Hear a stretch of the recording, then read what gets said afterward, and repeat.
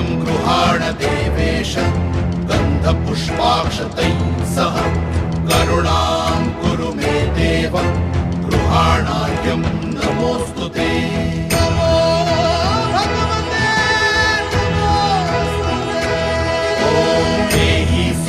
सहस्रांशो तेजो राशे जगत्पते अनुकंपय मां भक्त्या गृहाणार्घ्यं नमोऽस्तु ते।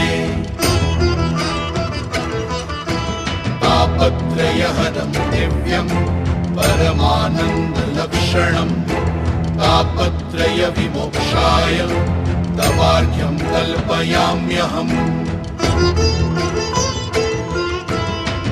नमो भगवते तुभ्यं नमस्ते जातवेदसे दत्तमर्घ्यं मया भानो त्वं गृहाण नमोऽस्तु।